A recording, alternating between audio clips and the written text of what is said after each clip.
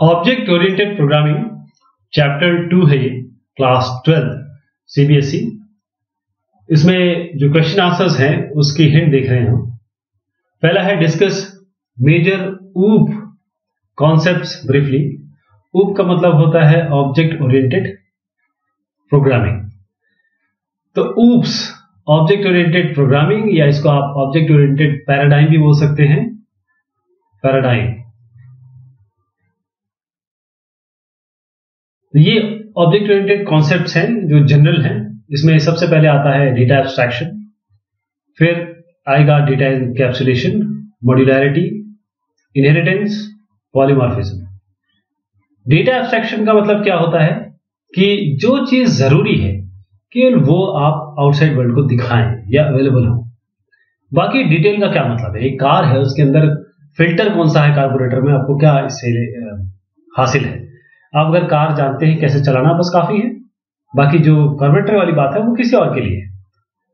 तो background detail के बारे में जानने की आवश्यकता नहीं है, केवल जो इंफॉर्मेशन है जिससे हमारा काम चलेगा उसको जानना डेटा एब्स्ट्रैक्शन कहते हैं। डेटा एनकैप्सुलेशन का मतलब है जैसे कैप्सूल में एक दवाई भरी होती है, ऐसी डेटा और जो डेटा इन डेटा के ऊपर ऑपरेशंस या फंक्शंस होंगे उसको एक सिंगल यूनिट जिसे हम क्लास कहते हैं, क्लास।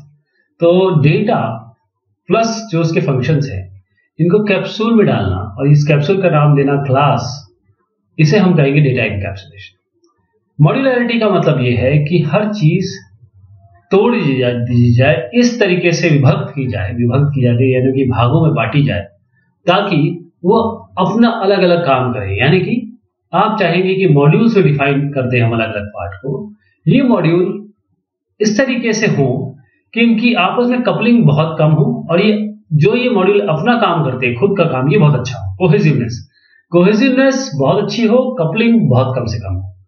इनहेरिटेंस का मतलब ये होता है कि अगर मान लीजिए मैंने कोई काम किया हो, मान लीजिए मेरे पिताजी ने जमीन ले रखी है, तो मुझे केवल उस पर घर बनाना है, मुझे जमीन तो लेनी नहीं पड़ेगी दोबारा। तो मैंने इनहेरिट की जमीन। इसी तरीके से एक क्लास आपने बना रखी है, उसमें मोस्टली आपने चीजें बना रखी है, तो किसी और को कोई और अगर उसे यूज करना चाहे तो वो केवल उसमें अपने फंक्शंस डालेगा। उसको इनिशियली या स्क्रैच से चीजें बनाने की आवश्यकता नहीं है। इनहेरिटेंस उसे कहते हैं। पॉलीमॉर्फिज्म का मतलब है एक नाम बहुत सारे काम, यानी कि एक इंटरफेस होगा, आप जो मैसेज देंगे उस हिसाब से वही एक ही इंटरफेस अलग अलग तरीके से काम करेगा।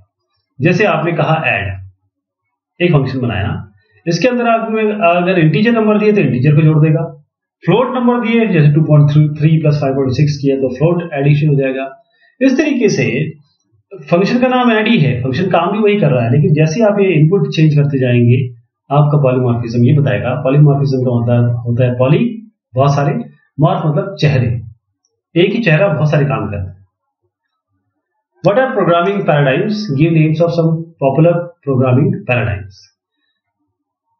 प्रोग्रामिंग पैराडाइम का मतलब ये होता है कि वो मेथोडोलॉजी जो आप उपयोग करेंगे डिजाइन और इंप्लीमेंट करने में प्रोग्राम। बेसिकली कंप्यूटर साइंस का मतलब होता है writing programs, software. Computer science के सॉफ्टवेयर पार्ट की बात कर रहा हूं, तो उसमें जो प्रोग्राम्स आप लिखते हैं उसको कैसे डिजाइन करेंगे, कैसे इंप्लीमेंट करेंगे, इस पैराडाइम को, इस मेथोडोलॉजी को हम प्रोग्रामिंग पैराडाइम कहते हैं। और ये बिल्कुल की फीचर है और किसी भी प्रोग्रामिंग लैंग्वेज का बिल्डिंग ब्लॉक है। अलग अलग प्रोग्रामिंग पैराडाइम कौन कौन से हो सकते हैं? एक प्रोसीजरल प्रोग्रामिंग है, एक ऑब्जेक्ट बेस्ड प्रोग्रामिंग है और एक ऑब्जेक्ट ओरिएंटेड प्रोग्रामिंग। अगला है what are the shortcomings of procedural and modular programming approaches. क्योंकि हम ओओपी की बात कर रहे हैं, ऑब्जेक्ट ओरिएंटेड प्रोग्रामिंग, तो हमें जानना पड़ेगा कि ऐसी क्या बात है प्रोसीजरल और ऑब्जेक्ट बेस्ड प्रोग्रामिंग जो आज भी इतनी हिट है। ओके, प्रोसीजरल प्रोग्रामिंग या मॉड्यूलर प्रोग्रामिंग वो इतनी हिट है कि ऑब्जेक्ट बेस्ड और ऑब्जेक्ट ओरिएंटेड ने इसको टेक ओवर किया है। तो क्या शॉर्टकमिंग हो सकती है? क्योंकि दोनों की अपनी अच्छाइयां अपनी कमियां हैं। तो शॉर्टकमिंग जो हम प्रोसीजरल और मॉड्यूलर प्रोग्रामिंग की बात करेंगे, तो जो प्रोसीजरल प्रोग्रामिंग है उसमें डिजाइन चेंजेस थोड़ा ससेप्टिबल है, यानी थोड़ा मुश्किल होता है इसको डिजाइन को चेंज करना। प्रोसीजरल प्रोग्रामिंग में आपको टाइम बढ़ेगा, कॉस्ट बढ़ेगा, जो भी ओवरहेड होंगे जब आप डिजाइन चेंज करेंगे, क्योंकि यहाँ क्योंकि प्रोसीजरल प्रोग्रामिंग में डिजाइन चेंज करना अपने आप में एक हरक्यूलियन टास्क है, और बड़ा अगर सॉफ्टवेयर हो तो। और प्रोसीजरल प्रोग्रामिंग में टाइम बढ़ेगा, कॉस्ट ओवरहेड बढ़ेंगे, डिजाइन फीचर जब भी आप चेंज करेंगे। प्रोसीजरल और मॉड्यूलर प्रोग्रामिंग ये बोथ यानी कि दोनों की दोनों रियल वर्ल्ड रिलेशनशिप बनाने में असक्षम है, या कम या बहुत कम बेहतर तरीके से ये चीजें रियल वर्ल्ड में रिप्रेजेंट कर सकती है। जो ऑब्जेक्ट्स हैं रियल वर्ल्ड के, जैसे मेरे और आप में जो रिलेशनशिप है, जो एक कस्टमर और बैंक के बीच में रिलेशनशिप है, इसको रियल वर्ल्ड सिनेरियो को प्रोसीजरल और मॉड्यूलर प्रोग्रामिंग थोड़ा मुश्किल से बता पाती है, रिप्रेजेंट कर पाती है। मॉड्यूलर प्रोग्रामिंग, इसमें जो अरेंजमेंट है डेटा का, वो आप चेंज नहीं कर सकते without modifying all the function that access it.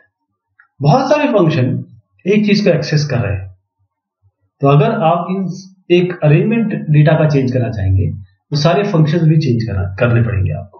ये अपने आप में किसी भी चीज को, प्रोग्रामिंग को, समय और टाइम और रिसोर्स दोनों में महंगा बनाता है।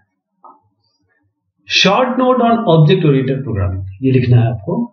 तो ऑब्जेक्ट ओरिएंटेड प्रोग्रामिंग, इसका फुल फॉर्म तो पहले समझ आइए। ऑब्जेक्ट ओरिएंटेड प्रोग्रामिंग, OOP, तो इसको पैराडाइम भी कहते हैं, ऑब्जेक्ट ओरिएंटेड पैराडाइम, और उसके अंतर्गत जो प्रोग्रामिंग की जाती है उसे हम कहते हैं ऑब्जेक्ट ओरिएंटेड प्रोग्रामिंग।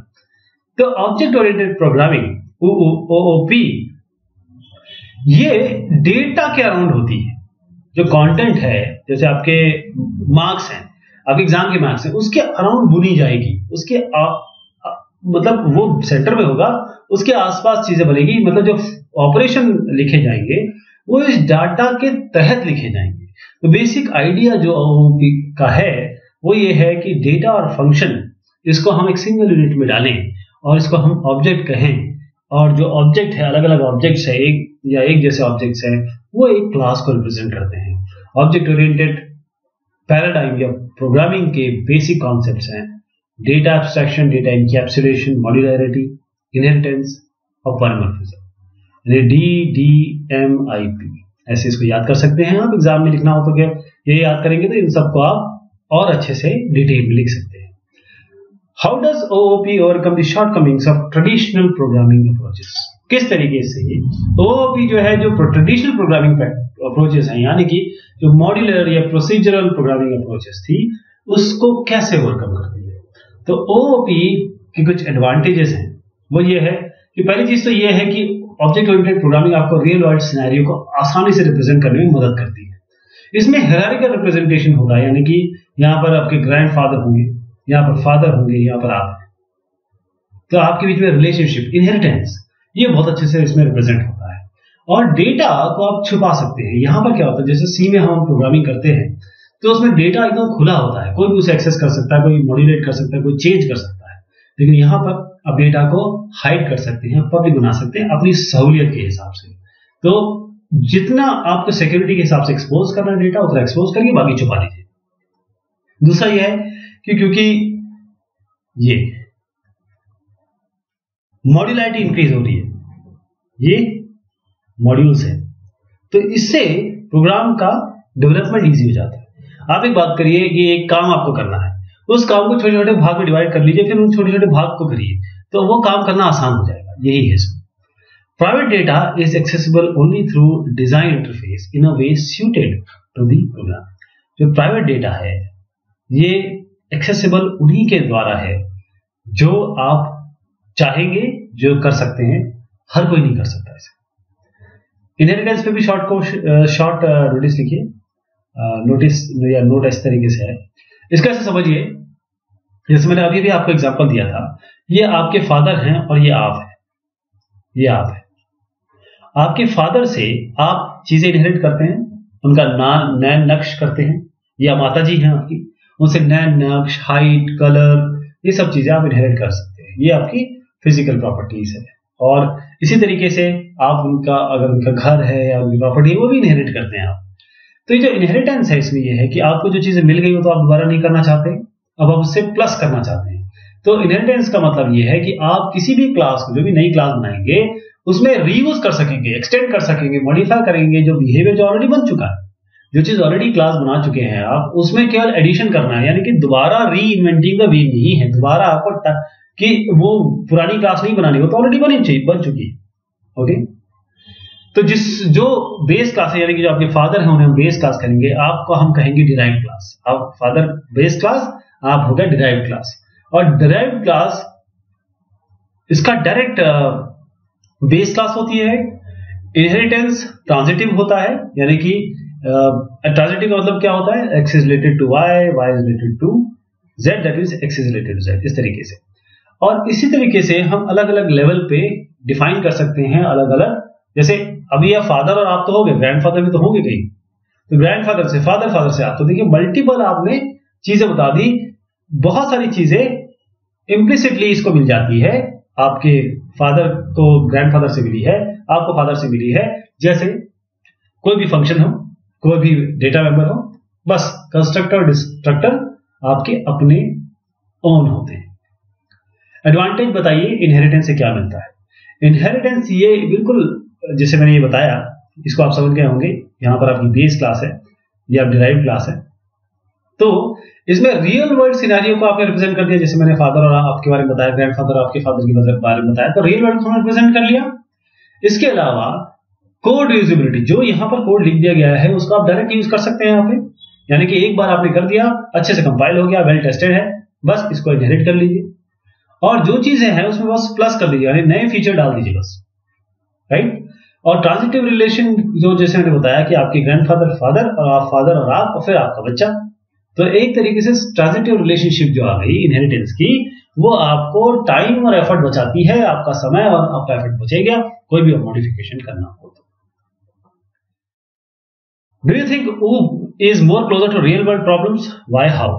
देखिए अभी तक हमने बात की रियल वर्ल्ड को रिप्रेजेंट करने में सबसे बढ़िया ऊब से अभी तक, तो ऊब वाकई में रियल वर्ल्ड को रिप्रेजेंट करने में बहुत बढ़िया है, क्योंकि जो ऑब्जेक्ट ओरिएंटेड प्रोग्रामिंग है वो इनहेरिटेंस से बनी है, और ऑब्जेक्ट ओरिएंटेड प्रोग्रामिंग में इनहेरिटेंस है, पॉलीमॉर्फिज्म, मॉड्यूलैरिटी है, और क्या नहीं। तो वो जब चीजें रिप्रेजेंट करती हैं, अगर इनहेरिटेंस की ही बात करें हम, तो रियल वर्ल्ड को ये अच्छे से रिप्रेजेंट कर सकती है। तो इस तरीके से हम रियल वर्ल्ड रिलेशनशिप को ऑब्जेक्ट के तौर पे प्रोग्रामेटिकली रिप्रेजेंट कर सकते हैं, इसीलिए ये रियल वर्ल्ड को अच्छे से रिप्रेजेंट कर सकती है। How are classes and objects implemented in C plus plus? किस तरीके से क्लासेस और ऑब्जेक्ट को इंप्लीमेंट करते हैं सी प्लस प्लस में? जैसे आप हैं, आपका दोस्त है, आप दोनों एक क्लास में पढ़ते हैं, तो आप दोनों ऑब्जेक्ट हो गए। ये क्लास आप मान लीजिए आप 12th में पढ़ रहे हैं, तो 12th आपकी क्लास हो गई, आप दोनों ऑब्जेक्ट हो गए। बस इतना सिंपल समझना है, क्लास और ऑब्जेक्ट को, कोई भी रॉकेट साइंस नहीं है। आप मान लीजिए ये एक बैंक है, मान लीजिए बैंक का नाम है बैंक, आप भी इसके कस्टमर है। एक ऐसा साहब है जो जिसको आप जानते नहीं, वो भी इसके कस्टमर है। तो ये कस्टमर और ये बैंक आपस में क्या हो गए, रिलेटेड हो गए। तो ये आप जो हो गए ना, आप सब, ये क्लास हो गई कस्टमर की, ये बैंक एचएस की और दूसरी ब्रांच भी होगी, ये बैंक 2 हो गया, इसकी दूसरी ब्रांच होगी। तो ये बैंक और ये बैंक 2, ये दोनों बैंक एक क्लास हो गई, ये कस्टमर एक क्लास हो गए। तो देखिए कितनी आसानी से आप क्लास और ऑब्जेक्ट को इंप्लीमेंट कर सकते हैं सी प्लस प्लस में। तो क्लास एक ब्लूप्रिंट है ऑब्जेक्ट का। क्लास को इंप्लीमेंट करते हैं आप ऑब्जेक्ट को लेकर, यानी क्लास बनाते हैं और उस क्लास के अलग अलग ऑब्जेक्ट्स बनते हैं। यानी कि मान लीजिए एक क्लास है, उसका मेंबर फंक्शन है डिस्प्ले। अगर आपको इंप्लीमेंट करना है मेंबर फंक्शन जो डिस्प्ले करे, किस तरीके से हम चीजें यूज करते हैं, तो जो ऑब्जेक्ट इस तरीके से इंप्लीमेंट करते हैं सॉफ्टवेयर टर्म में, पहले तो ऑब्जेक्ट में आपकी कैरेक्टरिस्टिक्स और एट्रीब्यूट होगी उस ऑब्जेक्ट की, यानी कि आपकी कैरेक्टरिस्टिक क्या है, आप मेल होंगे या फीमेल होंगे, ठीक। आप में आपका कोई हेयर कलर होगा, आप कोई गेम खेलते होंगे, आप किसी पर्टिकुलर ये गेम्स या और कोई कल्चरल एक्टिविटी में अच्छे होंगे, ये आपकी कैरेक्टरिस्टिक होगी। बिहेवियर इसका मतलब आपके जो फंक्शंस होंगे, आप दौड़ते अच्छा है, ये साहब बजाते अच्छा है, ये साहब जो है गाना गाते अच्छा है, सबके अलग अलग बिहेवियर होगा। और इन सबको यूनिक नेम दे दिया हमने, क्लास की 12th क्लास में है ये सारे इनको यूनिक नेम दे दिए, जबकि सबके अलग अलग फंक्शनैलिटी है, सबके अलग अलग शौक है, सब अलग अलग परफॉर्म करते हैं। सिग्निफिकेंस प्राइवेट, प्रोटेक्टेड और पब्लिक का बताइए किसी क्लास में। तो एक क्लास में प्राइवेट मतलब कोई और इसे एक्सेस नहीं कर सकता, बस इस क्लास के मेंबर कर सकते हैं। प्रोटेक्टेड का मतलब ये, पहले पब्लिक पता कर लेते हैं, प्रोटेक्टेड बीच में आता है। पब्लिक का मतलब ये है इसको कोई भी एक्सेस कर सकता है, यानी जो भी मेंबर्स होंगे इसमें फंक्शन होंगे इसको कोई भी और क्लास के मेंबर भी एक्सेस कर सकते हैं। लेकिन प्रोटेक्टेड का मतलब ये है कि जो इस क्लास के इनहेरिटेंस होंगे, यानी कि आपने क्लास 1 लिया और क्लास 2 लिया, क्लास 2 को क्लास 1 से इनहेरिट किया, तो जो क्लास 1 के प्रोटेक्टेड मेंबर हैं वही क्लास 2 एक्सेस कर सकता, बाकी और कोई नहीं कर सकता। बाकी सबके लिए यहाँ के मेंबर प्राइवेट है, लेकिन इस क्लास 2 के लिए जो प्रोटेक्टेड मेंबर है वो पब्लिक हो जाएंगे, राइट। इंप्लीमेंट करिए और या फिर बताइए कि encapsulation, while implementing encapsulation abstraction is also implemented. Comment, जैसे ही आप एनकैप्सुलेशन करते हैं अपने आप एब्स्ट्रैक्शन इंप्लीमेंट हो जाता है। कैसे? एब्स्ट्रैक्शन एक तरीका है, जैसे मैंने आपको बताया था कि आप बैकग्राउंड डिटेल्स छुपा लेते हैं, उसकी जरूरत क्या है दिखाने की। तो एनकैप्सुलेशन एक तरीके से डेटा और फंक्शन को आप एक कैप्सूल में एक सिंगल यूनिट में करते हैं, जिसे हम क्लास कह रहे हैं। एनकैप्सुलेशन एक तरीका है जिससे हम इंप्लीमेंट करते हैं एब्स्ट्रैक्शन को। तो एब्स्ट्रैक्शन कुछ अलग चीज नहीं है, encapsulation is the actual thing. Encapsulation को जो एब्स्ट्रैक्शन है उसको इंप्लीमेंट हम करते हैं एनकैप्सुलेशन से। तो एब्स्ट्रैक्शन अपने आप हो जाता है जब हम एनकैप्सुलेशन करते हैं, right. Discuss the relation between abstract and concrete classes. Abstract और कॉन्क्रीट क्लासेस क्या होती है, तो रिलेशनशिप क्या है इसके बीच में। C++ में एब्स्ट्रैक्ट क्लास का मतलब ये होता है कि वो इंटरफेस बनाती है केवल, ओके। यानी कि इसके अंदर हमारे पास फंक्शंस होंगे जिसको इंप्लीमेंट करेगी जो डिराइव्ड क्लास है, यानी ये एब्स्ट्रैक्ट क्लासेस होंगी, इसके आप ऑब्जेक्ट नहीं बनाएंगे। यानी कि मैंने अभी तक बताया था कि आप क्लासेस के ऑब्जेक्ट बनाते हैं, आप बोलेंगे अरे इसके क्लास के ऑब्जेक्ट तो बना नहीं रहे हैं, आप इस क्लास के ऑब्जेक्ट नहीं बनाएंगे, हम इस क्लास के हम केवल इस क्लास को हम इनहेरिट करेंगे। और इन फंक्शन जो दिया है, जैसे आप ऐड फंक्शन दे दिया, इसका एक प्रोटोटाइप दे दिया, सम दे दिया या फिर मल्टीप्लाई दे दिया, इसका एक प्रोटोटाइप दे दिया, जो भी फंक्शन जो भी क्लास इसको डिराइव करेगी वो ऐड और इस मल्टीप्लाई प्रोडक्ट को इंप्लीमेंट करेगी। तो एब्स्ट्रैक्ट क्लास ये इसलिए यूज होती है ताकि बेस क्लास से को बहुत सारी क्लासेस डिराइव कर सके। और डिराइव क्लास से एक्सपेक्टेड है कि साहब जो यहां पर दिए गए हैं उनको आप खुद इंप्लीमेंट करिए, please implement it by yourself. I am telling you कि ये फंक्शन आप होने चाहिए, और जैसे ही आप मैं एब्स्ट्रैक्ट क्लास हूं और आप मुझे इनहेरिट करेंगे तो आप मेरे फंक्शन को अपने आप लिखिए, मैं नहीं बताऊंगा आपको, ये तरीका है इसमें। और डिराइव्ड क्लास जो इंप्लीमेंट करती है जो भी मिसिंग फंक्शनैलिटी है उसे हम कॉन्क्रीट क्लास कहते हैं। तो कॉन्क्रीट क्लास डिराइव होती है एब्स्ट्रैक्ट क्लास से। इलस्ट्रेट करना है कॉन्सेप्ट ऑफ इनहेरिटेंस एग्जाम्पल के साथ। देखिए एक छोटा सा एग्जाम्पल है इनहेरिटेंस। इसमें आप एक स्टूडेंट क्लास आपने बनाई, इसमें आपने मेंबर दिए प्रोटेक्टेड और पब्लिक। प्रोटेक्टेड मेंबर में आपने एक क्लास एक कैरेक्टर मतलब नेम लिखा, यहाँ पर नाम आएगा कैरेक्टर क्योंकि इसके अंदर कैरेक्टर्स आएंगे, इंटीजर लिखा, रोल नंबर। यहाँ आपने जो फंक्शन दिए यानी कि रीड स्टूडेंट और शो स्टूडेंट, यानी कि ये रीड करेगा और ये शो करेगा स्टूडेंट को, ठीक, प्रोटेक्टेड और पब्लिक। अब ध्यान दीजिएगा, इनहेरिटेंस शुरू हो रहा है। इनहेरिटेंस में हमने क्या किया कि एक ग्रेजुएट स्टूडेंट बनाया और उसके बाद हमने इस स्टूडेंट जो ऑलरेडी बना हुआ है इसको इनहेरिट कर लिया। इनहेरिट करने के लिए हमने क्या किया, कोलन लगाया, प्रोटेक्टेड, यानी कि प्रोटेक्टेड तरीके से इसको हमने इनहेरिट किया है। तो हमारे पास ये सारी चीजें आ गई, क्योंकि पब्लिक तो आ ही जाएंगी, प्रोटेक्टेड भी आ जाएंगी, और उसके अलावा ये जो चीज हमने ऐड की है इसके अंदर वो तो है ही। तो इनहेरिटेंस एक ऐसी कैपेबिलिटी है जिससे ये अदर क्लास यानी कि ये जो ग्रेजुएट स्टूडेंट है ये इनहेरिट करेगा जो भी स्टूडेंट के अंदर है। जैसे स्टूडेंट से हमने ग्रेजुएट स्टूडेंट बनाया, ये एग्जांपल है छोटा सा। Encapsulation is one of the major properties of how it is implemented in C++। Encapsulation कैसे इंप्लीमेंट होता है C++ में आपको बताना है। तो एक क्लास जैसे मैंने बताया कैप्सूल बना लेते हैं, कैप्सूल के अंदर आप डेटा और फंक्शन रख लेते हैं। तो एक क्लास जो बाइंड करती है इस डेटा को और जो फंक्शन इन डेटा पे काम करने वाले हैं इसे हम इनकैप्सुलेशन कहते हैं। इनकैप्सुलेशन का मतलब ये होता है कि डेटा और फंक्शन को लीजिए, एक सिंगल यूनिट में रखिए, उसे क्लास बोल दीजिए। C++ उसे क्लास बोलती है, जावा उसे क्लास बोलती है। जब हम इनकैप्सुलेशन को इंप्लीमेंट करेंगे तो जो भी ऑब्जेक्ट ऐसे इनकैप्सुलेट कर दिया। अब इसके अंदर जो दवाई है आपको पता रहती है, जब खाते हैं तो दवाई तो पता नहीं रहती, तो जो भी अंदर की चीज है वो आपको जानने की जरूरत नहीं है। तो unimportant implementation should not be known. और डेटा और फंक्शन एक साथ रैप्ड है, इसका मतलब एक यूनिट में आ गया है, एक साथ काम करेगा हमेशा।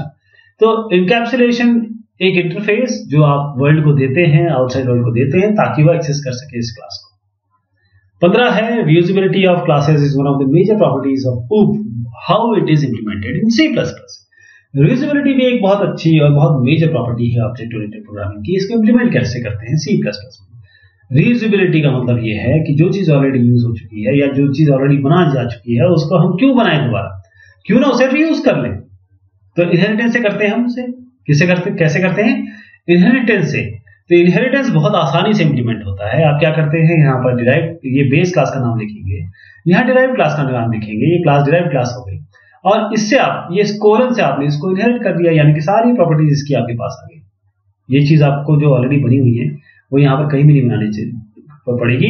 ये एडिशनल फीचर आपने इस डिराइव क्लास के लिख दिया बस। तो additional feature plus all the features in the base class, ये फीचर प्लस ऑल जो भी बेस क्लास में थे वो सारे के सारे जुड़ गए। पॉलीमॉर्फिज्म कैसे इंप्लीमेंट होता है C++ में। पॉलीमॉर्फिज्म का मतलब होता है एक नाम बहुत सारे काम। एरिया है ये, जैसे इसके अंदर आप एक वैल्यू डालेंगे a, यानी कोई फुल फ्लोट वैल्यू डालेंगे तो ये रिटर्न a करेगा। आपने एरिया को ऐसे 2.3 और 5.6 कॉल कर लिया तो ये कॉल हो जाएगा।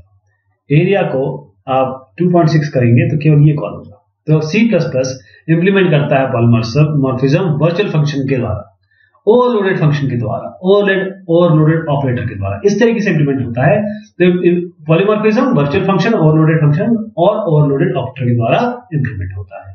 तो जो ओवरलोड फंक्शन है वो ये बताता है, वो फंक्शन जिसका नाम तो एक होगा लेकिन उसकी मीनिंग अलग होगी, वो अलग अलग वैल्यूज पे अलग अलग तरीके से काम करेगा। तो ये हमने पहला चैप्टर देखा ऑब्जेक्ट ओरिएंटेड प्रोग्रामिंग के बारे में, यानी कि है तो दूसरा चैप्टर लेकिन ऑब्जेक्ट ओरिएंटेड प्रोग्रामिंग यहाँ से शुरुआत हुई है। तो आगे भी चैप्टर्स हैं, इसको हम और डिटेल में देखेंगे, इसके क्वेश्चन आंसर्स के हिंट। बहुत शुक्रिया, बहुत मेहरबानी। मैं आपसे गुजारिश करूंगा कि इसका चैप्टर पढ़ें और बहुत ध्यान से पढ़ें और फिर आपको ये आंसर्स बहुत अच्छे से समझ में आएंगे। धन्यवाद।